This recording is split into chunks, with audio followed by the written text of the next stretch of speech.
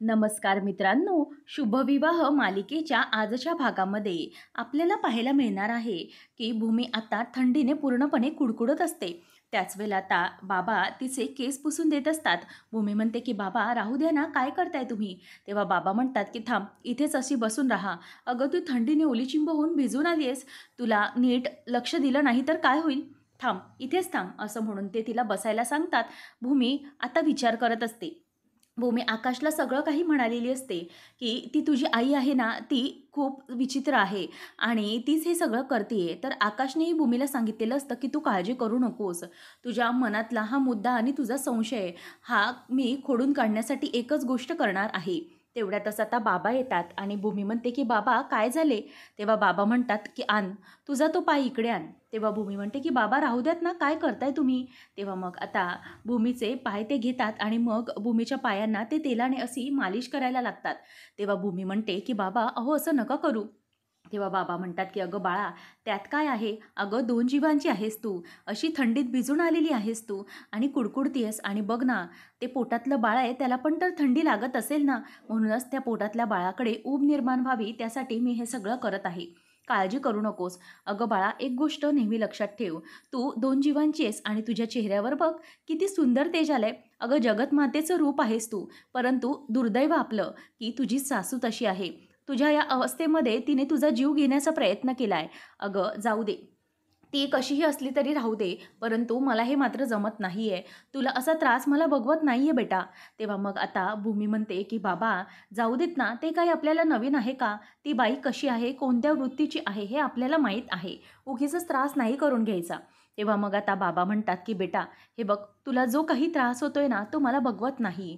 तुझ्या बाबतीत जे काही घडलंय ते फार भयंकर घडलेलं आहे.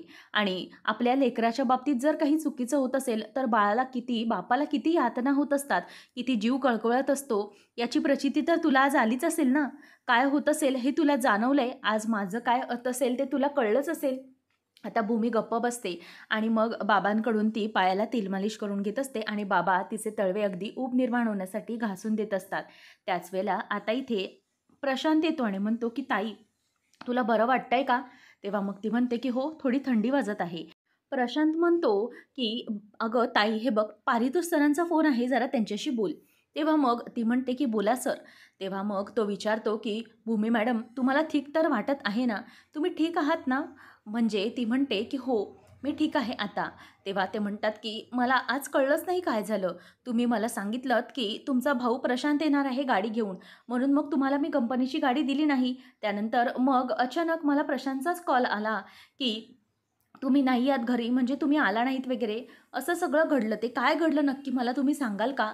तेव्हा ती म्हणते की ॲक्चुअली सर ना, मिसअंडरस्टँडिंग झालं थोडंसं. ॲक्चुअली मला त्याने गाडी पाठवली होती, परंतु रस्त्यात त्या गाडीपर्यंत पोहोचेपर्यंत मला चक्कर आली आणि मी चक्कर येऊन पडले. मग मला जवळच हॉस्पिटलमध्ये नेलं आणि आता मी ठीक आहे. तेव्हा मग आता ते म्हणतात की बरं ठीक आहे, मिसेस भूमी एक काम करा, तुम्ही ना उद्याचा दिवस येऊ नका, जरा आराम करा, काळजी घ्या. असं म्हणून ती फोन ठेवते. नंतर तीही थँक बोलते आणि मग त्याला वाटतं की नक्कीच मिसेस भूमी माझ्याशी काहीतरी खोटं बोलल्यात. तेव्हा मग प्रशांत म्हणतो की ताई ठीक आहे, मला सरांचा फोन आला होता म्हणून त्यांना बोलायला दिलं. बरं हे बघ, हा माझा जुना फोन आहे, तो तुझ्याजवळ ठेव, कारण तुझा फोन अजूनही सापडला नाही आहे. तो जेव्हा सापडेल तेव्हा बघूया. आणि हो, हा नंबर आहे ना, हा जुना एक सिम कार्ड देखील माझ्याकडे होता आणि तो नंबर मी ठेवलेला आहे. त्याच वेळेला आता इथे भूमी हो म्हणते आणि ती थंडीने कुडकुडायला लागते. त्याच वेळेला आता इथे नीलांबरी येते आणि नीलांबरी ही भूमीला बघून म्हणते की ही महामाया अजूनही जिवंत आहे, हिला काहीच झालं कसं नाही? जेव्हा भूमी कुडकुडत असताना बाबा म्हणतात की अगं नीलू, जरा गरम पाणी कॉफी घेऊन ये ना. तेव्हा ती म्हणते की कशाला, काय गरज आहे हिच्यासाठी गरम पाणी आणि कॉफी आणण्याची? ही चांगली धनदाकट तर आहे आणि कशाला काय गरज आहे की तिचं तिचं काय ते हवं ते घेईल ना, उगीचच कशाला? इथे माझी मेलीची कंबर दुखते, मला त्रास होतोय, याचा कोणाला काहीच पडलेलं नाहीये. काय हवं असेल तर करेल तिचं ती, काय गरज आहे? असं म्हणून आता ती तिथून निघून जाते. बाबा आता वैतागतात आणि चिडूनच उभे राहून तिच्यावर ओरडतात की काय गं, हे एवढंच असा टोमणा मारण्यासाठी बोलण्यासाठी तू इथे आली होतीस का? तेव्हा मग आता ती निघून जाते आणि मग बाबा चिडचिड करत असतात आणि म्हणतात की लेकीचं काय चालू आहे आणि ही बाई काय बोलते? तेव्हा बाबा म्हणतात की भूमी बाळा थांब. प्रशांतला ते म्हणतात की जा तू निदान गरम पाणी तरी आण. प्रशांत म्हणतो की हो बाबा मी जातो. आणि मग आता भूमी म्हणते की बाबा प्लीज तुम्ही शांत व्हा, तुम्ही चिडचिड करू नका. त्याच वेळेला इथे आता प्रशांत तिला पाणी प्यायला देतो आणि मग बाबा तिचं अंग बघतात तर तिला खूपच ताप चढत चाललेला असतो. मग आता बाबा म्हणतात की हे बघ बाळा, एक काम कर, आता आपण ना डॉक्टरकडे जाऊया. तेव्हा भूमी म्हणते की हो बाबा जाऊया, परंतु मला अगोदर मनूशी बोलू दे, तिच्याशी मला जरा बोलायचं आहे. तेव्हा मग आता मनू फोनची वाटत बघत बसलेली असते आणि फोन आल्यावर ती हॅलो असं म्हणते. तेव्हा मग भूमी म्हणते की अगं बाळा, माझा फोन आहे, हा नवीन नंबर आहे माझा, जुना नंबर आता कुठे आहे माहीत नाही, मी तुला याच्यासाठी फोन केला होता. तेव्हा ती म्हणते की ताई जरा थांब, तू कशी आहेस ते मला सांग, मला प्रशांतने जे काही तुझ्यासोबत घडलं आहे ते सगळं काही सांगितलेलं आहे आणि ही बाई अशी वागते, खरंच माझ्या सासूचं ना कधीच भलं होणार नाही. भूमी म्हणते की जाऊ दे बाळा, ते काही आपल्यासाठी नवीन आहे का गं, ती कशी आहे ते आपल्याला माहीत आहे, जाऊ दे. तेव्हा मग आता भूमी म्हणते की तू आता एक गोष्ट लक्षात घे, मला जरा थंडी ताप होतोय, तू एक काम कर, तू जरा ना आकाशवर लक्ष ठेव, म्हणजे तो जे काही वागतोय त्याकडे बघ. तेव्हा मनू म्हणते की म्हणजे मला काही कळत नाही. तेव्हा मग भूमी म्हणते की आत्ता मी तुला सगळं सविस्तर सांगू शकत नाही आहे, परंतु तू आता लक्ष ठेव त्याच्यावर, तो जे काही करतोय त्याच्या हालचालींवर लक्ष ठेव, म्हणजे मग मी तुला नंतर काय ते सांगेन. त्याच वेळेला आता इथे मनू म्हणते की ठीक आहे ताई, गडबड आहे तर ठीक आहे, परंतु तू तुझी काळजी घे.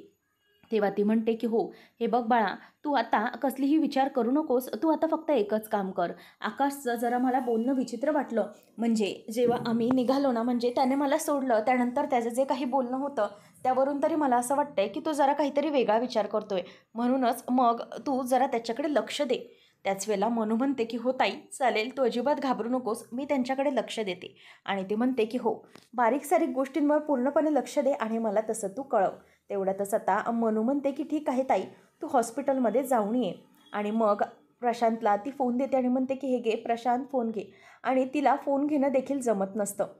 त्याच वेळेला आता प्रशांत म्हणतो की चल ताई आपण जाऊया, खूप उशीर होण्याच्या आत आपण डॉक्टरकडे जाऊन येऊया, म्हणजे तुला बरं वाटेल. तर इथे रागिनी देखील गाडी घेऊन निघालेली असते. रागिनी आता फोन स्पीकरवर टाकून अभिजितला म्हणत असते की हे बघ, काळजी करू नकोस, काहीच घाबरण्याचं कारण नाही आहे. अरे एक गोष्ट लक्षात ठेव, तू ना आता जिथे आहेस तिथेच थांब, मी तुझं लोकेशन बघितलेलं आहे, त्यामुळे तू काळजी करू नकोस, सगळं काही व्यवस्थित होईल. फक्त एक गोष्ट तू लक्षात ठेव, ते म्हणजे की मला चांगलंच कळलेलं आहे आणि तू आता जी काही गाडी आहे आपली ती बघ कुठे सापडत तर नाही आहे ना, आणि भूमीचा फोन किंवा काहीही मागे टाकू नकोस, कारण काही झालं तरीही आपल्याला यावेळेला कोणत्याही प्रकारचं असं काही दृष्टिकोन मागे सोडायचा नाही किंवा काही पुरावा मागे सोडायचा नाही. त्याच वेळेला इथे भूमी आता डॉक्टरकडून बाहेर आलेली असते आणि आकाश हा फोनवर म्हणतो की भूमी, अगं तुला बरं वाटतंय का, जर डॉक्टरकडे जाणार होतीस तर मला बोलवायचं होतं. तेव्हा आता इथे भूमी म्हणते की आकाश हरकत नाही, अरे बाबा आहेत माझ्याबरोबर. तेव्हा मग प्रशांत देखील आहे असं ती म्हणते. आकाश म्हणतो की डॉक्टर काय म्हणालेत आणि आता तुला बरं वाटतंय का. त्यावर आता आकाशला भूमी म्हणते की हो, मला आता बरं वाटत आहे, तू काळजी करू नकोस, सगळं काही व्यवस्थित आहे. त्याच वेळेला आता इथे आकाश म्हणतो की बघ, मला आता हे कळतच नाही आहे हे का होतंय, मला खरंच खूप त्रास होतो या सगळ्याचा. या सगळ्या गोष्टींमध्ये, या इतक्या भयंकर अवस्थेमध्ये तुला हा जो काही त्रास सहन करावा लागतोय ना विनाकारण, मला याचा खूप त्रास होतोय. भूमी म्हणते की आकाश, ही अवस्था माझी का आहे, कशासाठी आहे तुला चांगलंच माहीत आहे. हे मी जे सगळं भोगते ते कोणामुळे भोगते हे देखील तुला माहीत आहे, परंतु तू काही करू शकत नाही आहेस. तेव्हा बाबा आता भूमीला तो विषय बोलण्यापासून थांबवतात आणि म्हणतात की बाळा शांत हो. त्यावेळेला भूमी म्हणते की बरं आकाश चल, मी आता निघते आणि ते फोन ठेवते. आणि तेवढ्यातच आता प्रशांत गाडी घेऊन येतो आणि दोघेजणही गाडीमध्ये बसतात. आणि जेव्हा रिक्षा चालू होते त्याच वेळेला आता समोरून रागिनीची देखील गाडी आलेली असते. आता जेव्हा रागिनीची गाडी येते त्याच वेळेला भूमीला तिची गाडी बघून अगदी तळपायाची आग मस्तकात जाते आणि तिच्याबरोबर जो काही प्रकार घडवलेला असतो, रागिनीने जशा प्रकारे तिला किडनॅप केलेलं असतं ते सगळं तिला आठवतं आणि तिची आता खूपच चिडचिड अशी होत असते. नंतर आता इथे रागिनी समोर पाहिल्यावर बाबांचाही पारा चढतो. बाबा गाडीतून उतरून तिच्याकडे जायला निघतात. तेवढ्यातच भूमी म्हणते की बाबा तुम्ही थांबा, तुम्ही काहीही बोलू नका, मी आहे ना, मी बघते, असं म्हणून आता बाबांना ती गाडीमध्ये बसण्यास सांगते आणि स्वतः जाऊन रागिनीशी आता बोलायला ती बघत असते. आता रागिनी देखील अगदी गाडीतून एखाद्या अशा मोठ्या राणीप्रमाणे बाहेर पडते आणि तिच्या समोर येऊन उभी राहते. आणि रागिनीला समोर पाहिल्यानंतर भूमी देखील तिच्या समोर समोर आता चालत येतं. भूमी म्हणते की हे काय, तुम्ही अगदी दंडाकट, म्हणजे तुम्हाला काही लागलं वगैरे नाही? अहो, कपाळाला काहीच तुम्हाला लागलेलं नाही, हाताला नाही, कुठेच नाही. तेव्हा रागिनी म्हणते की काय काय बडबडतेस काय तू? तेव्हा ती म्हणते की हो, अहो मला वाटलं की तुमची पुन्हा एकदा हार झाली ना, म्हणून तुम्ही कपाळमोक्ष करून घेतलं असणार, काहीतरी करून घेतलं असणार. नाही म्हणजे तुमची सवय आहे ना, तुम्ही प्लॅन बनवता, जेव्हा तुमचे प्लॅन धुळीस मिळतात तेव्हा तुम्ही काय करता, नुसते आदळापट करता, नाहीतर काहीतरी करतच असता. आताही तुमचा प्लॅन असा वर्क झाला नाही आहे, मग काय, ठीक आहे सगळं, असं म्हणून आता ती तिच्या अंगाला हात लावत असते. आणि ताप तर नाही ना चढलाय, तुम्ही इतके शांत कशा, असं म्हणून तिच्या अंगाला आता बघत असते. त्याच वेळेला आता रागिनी तिच्याकडे चिडून बघते आणि म्हणते की तुझा हात बाजूला घे, आणि तिचा हात आता ती बाजूला भिरकटवून टाकते. मग आता भूमी म्हणते की मग नक्की काय, काय वाटतंय काय तुम्हाला? तुम्हाला वाटलं असेल की ही भूमी काही जिवंत राहणार नाही, तुम्ही किती काही प्लॅनिंग कराल, काहीही कराल, परंतु काहीही घडलेलं नाही. बघितलं, ही मी तुमच्यासमोर अशी समोर व्यवस्थित उभी आहे. तुम्ही हरलेले आहात नेहमीप्रमाणे. रागिनी पटवर्धन. तेव्हा रागिनी म्हणते की हे बघ भूमी, आता तू जी काही उभी आहेस ना, ती उभी आहेस त्याचा माज करू नकोस, कारण माझ्या माणसाच्या एका एका चुकीमुळे तू वाचलीच आज, नाहीतर आज तू जिवंत राहिली नसतीस. तेव्हा भूमी म्हणते की हीच तर गोष्ट आहे ना, हीच गोष्ट आहे ना, ती एकच चूक तुम्हाला फार महागात पडली. रागिनी पटवर्धन, तुम्ही का हरता तुम्हाला माहिती आहे का? कारण तुमची जी लढाई आहे ना, तुम्ही भाड्याचे गुंड घेऊन किंवा भाड्याची माणसं घेऊन लढता, परंतु माझं तसं नाही आहे. माझी लढाई ही मी स्वतः लढते आणि स्वतःच्या हिमतीवर लढत असते. तुमच्यासारखं मी कोणालाही मदतीला घेत नाही. माझ्या मदतीला फक्त माझी आई योगेश्वरी असते आणि तीच मला या सगळ्या संकटातून बाहेर काढते. तुम्ही काळजी करू नका हो रागिनी पटवर्धन. तुम्ही एक गोष्ट फक्त लक्षात ठेवा, कधीही तुम्ही माझ्यावर काहीही प्रयत्न कराल परंतु ते यशस्वी होणार नाहीत, कारण माझी आई योगेश्वरी ही सदैव माझ्यासोबत आहे. तुम्ही असेच हरत राहणार आहात आणि हे जे काही भाड्याचे गुंड आहेत ना, हे माझं काही वाकडं करू शकत नाहीत, कारण माझ्याबरोबर माझा देव आहे. मग आता ती म्हणते की माज कसला करतेस, माझा मुलगा आला आकाश म्हणून तू आज वाचलीस, नाहीतर तू वाचली नसती. तेव्हा भूमी म्हणते की हेच तर तुमचं दुर्दैव आहे, आणि जो मला वाचवण्यासाठी आला ना, तो माझा जोडीदार आहे 7 जन्माचा, आणि आम्ही एकमेकांना वचन दिलेलं आहे की कोणत्याही संकटात आम्ही एकमेकांच्या सोबत राहू आणि कधीही दोघांनाही एकमेकांना कधीही त्रास होऊ देणार नाही. तेच तर आहे, माझा नवरा हा माझा वाचवण्यासाठी तारणहार आहे आणि तो मला वाचवणारच. आत्ता काय, इथून पुढे कित्येक वेळा तुम्ही जेव्हा केव्हा काही काही कराल तेव्हा तेव्हा माझा आकाश हा मला वाचवणारच, हे मला माहिती आहे. म्हणून तुम्ही काही कराल तरीही माझ्यावर काहीही होऊ शकत नाही. तेव्हा मात्र आता इथे रागिनी बघत असते. भूमी म्हणते की तुम्हाला हे सगळं असं वागताना काहीच कसं वाटलं नाही हो? इतकं क्रूर वागता तुम्ही, राक्षस तर तुम्ही आहातच, ते पुन्हा एकदा तुम्ही आज तुमच्या कृतीमधून सिद्ध केलं. तुम्ही माझ्या पोटातल्या बाळाचा, माझा सोडा तरी माझ्या पोटातल्या बाळाचा तरी विचार करायला हवा होता. एक बाळ, एक छोटा जीव माझ्या पोटात वाढतोय, त्याचीही तुम्हाला कीव आली नाही. इतकं राक्षसी बुद्धीने वागताय तुम्ही, तुम्हाला जराही लाज नाही वाटली. असं म्हटल्यावर आता इथे रागिनी हसायला लागते आणि रागिनी तिच्याकडे हसत हसतच बघत असते. त्याच वेळेला आता इथे भूमी बघायला लागते आणि नंतर रागिनी हसत म्हणते की भूमी, भूमी अगं काय बोलतेस काय तू हे? मला कीव येईल तुझी, असं कसं म्हणू शकतेस ग तू? आणि हो, तुझ्या पोटातलं बाळ, हो नक्कीच नक्कीच ह्या गोष्टीवर मी विचार करू शकते, कारण मला तुला मारायचं होतं आणि दुर्दैवाने तुझ्या या सगळ्या कृतींमुळे तुझं बाळही जाणारच होतं. परंतु एक गोष्ट लक्षात ठेव, तू म्हणतेस की हे काय आहे? तर मी कसलाही विचार करत नाही, राक्षसी वृत्तीने वागते. आणि हो भूमी, हे कलियुग आहे. इथे ना पापी लोकांनाच जीवनदान दिलं जातं, इथे पापी लोक जगतात. तर आता हे सगळं ऐकत असताना बाबांना खूपच राग येत असतो आणि रागिनीचं जे काही बोलणं असतं त्याने त्यांनाही खूप चीड येत असते. आणि भूमी म्हणत असते की काय, म्हणजे तुमचं असं म्हणणं आहे की पापी लोकांनाच जगवलं जातं? तेव्हा मग रागिनी म्हणते की हो, अगदी बरोबर बोललीस तू. अगं, पाप्यांचं जीवन खूप असतं आणि चांगली माणसं आहेत ना, तीच लवकर हकनाक बळी जातात. म्हणून लक्षात ठेव की कधीही जगायचं आहे तर असंच जगावं लागेल. तेव्हा भूमी म्हणते की नाही, तुमचं जे म्हणणं आहे ना, मला अजिबातच मान्य नाही आहे, कारण तुम्हाला ती म्हण माहिती नाही आहे, भगवद्गीतेतली, यदा यदा ही धर्मस्य, म्हणजे त्याचा अर्थ काय आहे? जेव्हा जेव्हा अधर्म जन्म घेईल त्याच वेळेला तो अधर्म हा खोडून काढण्यासाठी धर्माचा तारणहार म्हणजेच कृष्ण हा जन्म घेणार असं त्याने सांगितलेलं होतं. जेव्हा जेव्हा अधर्म वाढणार तेव्हा तेव्हा कृष्ण जन्म घेणारच आणि तो तुमच्यासारख्या पाप्यांचं संहार करणारच. आणि त्याच वेळेला भूमी आता पोटातल्या बाळाला हात लावत म्हणते, तसंच आहे. तुमची पापं आता जेव्हा वाढतील तेव्हा तुमचं पाप खोडण्यासाठी तो जीव माझ्या पोटात जन्म घेतोय. त्यामुळे तुम्ही कितीही काही केलं तरीही भगवान श्रीकृष्ण येणारच आहेत. त्याशिवाय माझी आई योगेश्वरी आहेच माझ्या पाठीशी. असं म्हटल्यावर आता जोरजोरात विजा कडकडायला लागतात. आणि ह्या विजा जेव्हा कडकडायला लागतात तेव्हा भूमीच्या बोलण्यामुळे रागिणीला आता जबरदस्त धक्का बसलेला असतो. आता भूमी म्हणते की बघितलं रागिनी पटवर्धन, आता मी हे तुम्हाला बोलले आणि इथे समोर तुमच्या विजाही कडकडल्या. याचा अर्थ तुम्हाला अंदाज यायला हवा की मी तुम्हाला काय बोलते ते. हो, लक्षात ठेवा, रागिनी पटवर्धन काय आहे ना, कितीही काहीही झालं तरीही हा अधर्म खोडणारच आहे. आणि या विजांनी कडकडाट करून मला याची ग्वाही दिलेली आहे की काहीही झालं तरीही सतत देव माझ्यासोबत आहे. माझी आई योगेश्वरी माझ्यासोबत आहे. त्याच्यामुळे तुम्हाला तर आता काळजी करण्याची गरज आहे. कारण काय ना, चुकून माकून व्यवस्थित जा. चुकून माकून एखादी वीज आहे ना तुमच्या अंगावर पडली तर मग तुमचाच मात्र पूर्णपणे बंदोबस्त व्हायचा. म्हणूनच जरा जपून, मी काय म्हणते की आता तुम्ही जाल ना तर अगदी जरा व्यवस्थित जा. कारण कसं आहे ना, या विजा खूप कडकडत आहेत आणि त्या कधीही तुमच्यासारख्या अधर्म करणाऱ्या वाईवर पळू शकतात, कोसळू शकतात. म्हणूनच तुम्हाला जपून राहण्याची गरज आहे. कळलं का रागिनी पटवर्धन? असं आता भूमी तिला चांगलाच दम देते. आणि रागिणीला आता तिच्या या बोलण्यामुळे आता खूपच भीती वाटलेली असते. तर रागिणीची बोलतीच आता भूमीने चांगलीच बंद करून टाकलेली असते. आणि ती बडबड करणारं तोंड बंद करते आणि तिकडून आता स्वतःच्या रिक्षाकडे निघून जाते.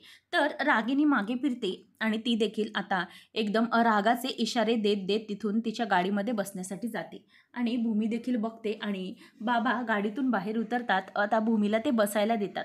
अशा प्रकारे आता रागिणीकडे भूमी आणि बाबा म्हणजेच माधवराव दोघंजणही चिडून बघत असतात. आता रागिणी ही त्यांच्याकडे अगदी टशन देत असते आणि स्वतःच्या गाडीचा दरवाजा उघडते आणि गाडीमध्ये जाऊन बसते.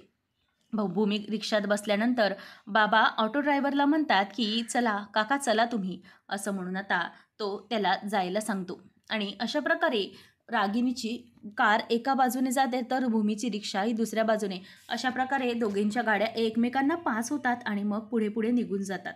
आणि बाबा देखील आता भूमीच्या खांद्यावर हात ठेवतात आणि बेटा तू जे काही बोललीस ते योग्य, अशा प्रकारे तिची पाठ थोपटतात. आणि नंतर मग आता भूमी देखील यावेळेला रागिणीला सडेतोड उत्तर देऊन शांत झालेली असते. तर दुसऱ्या दिवशी सकाळी आकाश हा डायनिंग टेबलवर सगळ्यांच्या आधी येऊन बसलेला असतो. आजी देखील तिकडे असते. आता आजी म्हणते की आकाश बाळा, तू ठीक आहेस ना? तुला ठीक तर वाटतंय ना? त्याच वेळेला आकाश आता काहीच बोलत नाही. तो तिथे शांत बसलेला असतो आणि त्याच्या डोक्यामध्ये कसले तरी विचार सुरू असतात. भूमी त्याला म्हणालेली असते की आकाश, तुझ्या या आईचा फक्त तुझ्या प्रॉपर्टीवर डोळा आहे. तिला फक्त सत्ता हवी आहे आणि पैसा हवी आहे आणि त्याच्यासाठी ती काहीही करू शकते. आणि जेव्हा केव्हा ही सत्ता, ही प्रॉपर्टी तिच्या हातामध्ये जाईल ना तेव्हा ती तुला एखाद्या खड्याप्रमाणे बाजूला फेकून देईल. बघ तू, मी जे सांगते ते खरंच होणार आहे. आणि तिला तुझ्याशी काही देणं देणं नाही आहे, तिला फक्त तुझा पैसा हवा आहे. हे आता सगळं बोलणं आकाशला आठवतं. आणि नंतर मग भूमीच्या बोलण्यावर आता तिथे तो विचार करत बसलेला असतो. नेमकं भूमी असं काय बोलली, असं काय होणार आहे याचा विचार आता इथे आकाशच्या डोक्यामध्ये घर करून बसलेला असतो.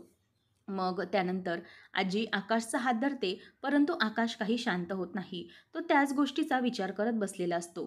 त्यानंतर आपल्याला पाहायला मिळतं की अभिजित हा खाली उतरतो आणि खाली उतरल्यानंतर आकाशला बघून तो म्हणतो की काय रे आकाश, तू ठीक तर आहेस ना? म्हणजे तू बरोबर वाटत नाही आहेस मला. काल मला आईकडून समजलं की तू खूप भिजून आला होतास आणि भिजलेला होतास, डॉक्टरकडे गेलास का? म्हणून तुला विचारतोय की तुला बरं वाटतंय का? असं तो त्याला सगळं काही विचारतो. आकाश म्हणतो की हो हो, मी आता ठीक आहे.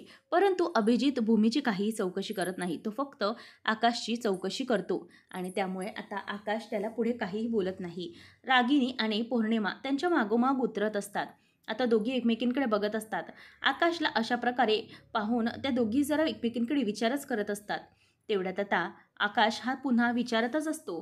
तो कोणाशी काहीही बोलत नाही. रागिनी खाली उतरते आणि आकाशकडे बघत असते. आता याच्या डोक्यात नेमके काय प्लॅन चालू आहेत हे आकाशला त्यांना कळत नसतं.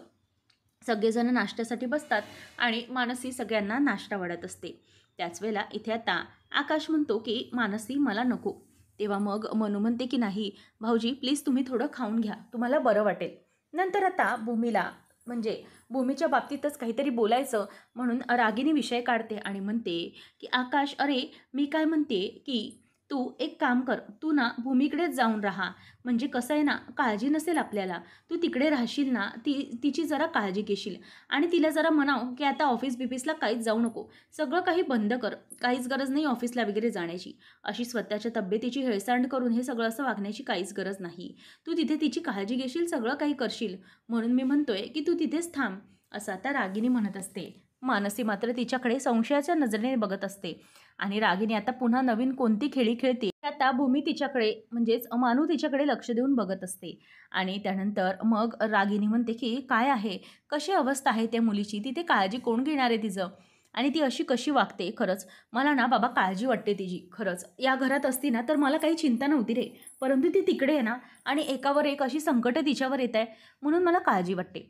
आकाश म्हणतो की नाही आई तू म्हणतेस ते अगदी बरोबर आहे, परंतु ती माझं काही ऐकणार नाही. त्याच वेळेला आता रागिनी म्हणते की कसं ऐकणार नाही, काय ऐकणार नाही, राहू दे तू, मी सांगते ते ऐक, तू जा तडक तिकडे निघून बघू, कोण काही बोलणार नाही, माधवराव वगैरे तुझ्याबरोबरच असतील. त्याच वेळेला आता हे ऐकल्यावर आजी म्हणते की आकाश अरे तू असा शांत का बसलायस, बोल ना काहीतरी, कसला विचार सुरू आहे तुझ्या मनामध्ये, नेमका काय विचार करतोयस तू. आणि खरंच मला तरी वाटतंय की रागिनी जे काही बोलते ते अगदी योग्य बोलते. तेव्हा मग आकाश म्हणतो की थांबा, तुम्ही काही काळजी करू नका, आता मी जो काही विचार केला आहे तो भूमीच्याच दृष्टीने केलेला आहे. मी या सगळ्या गोष्टींवर काही निर्णय घेतला आहे. भूमीच्या मनातले जे काही गैरसमज आहेत ते दूर करण्यासाठी मी एक उपाय, एक सुवर्णमध्य शोधून काढलेला आहे, असं आता इथे आकाश हा बोलून दाखवत असतो. रागिनी विचार करते की नेमकं हा काय बोलतोय, म्हणजे नेमका हा काय बोलणार आहे, असा रागिनीच्या डोक्यात इथे विचार सुरू असतो.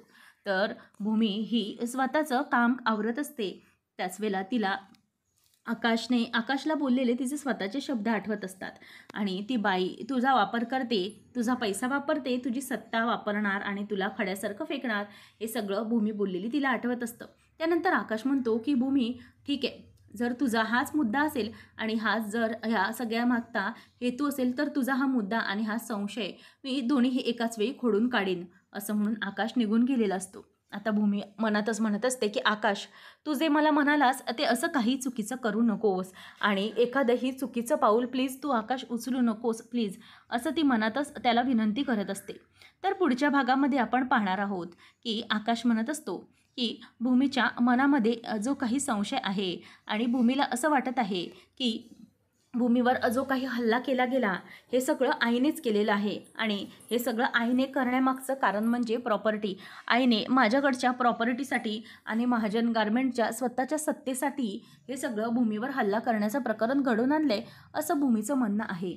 म्हणूनच आता या सगळ्याला मी आता पूर्णविराम देणार आहे आणि आता मी अशा निर्णयावर येऊन पोचलो आहे की महाजन गारमेंटची सर्व प्रॉपर्टी ही मी आईच्या नावे करणार. हे ऐकल्यावर आता मात्र मनूला तर खूपच मोठा धक्का बसतो. आता आयतं खोलीत हे रागिनीला मिळालेलं असतं आणि रागिनीला ऐकून खूपच आनंद होतो. मानू आता भूमीला फोन करून सांगते की ताई जे घडायला नको होतं तेच घडलं, आकाश भाऊजीने सगळी प्रॉपर्टी आईंच्या नावे करण्याचे ठरवले. हे ऐकल्यावर मात्र आता भूमी मात्र गडबडते. आता या सगळ्यामध्ये भूमी नेमकं पुढे काय करणार आणि आकाशकडून कोणत्या प्रकारे ती ह्या सगळ्या गोष्टी थांबवणार हे पाहणं रंजकतेचं ठरणार आहे. अशाच अपडेट्ससाठी आजच आपल्या चॅनलला सबस्क्राईब नक्की करा.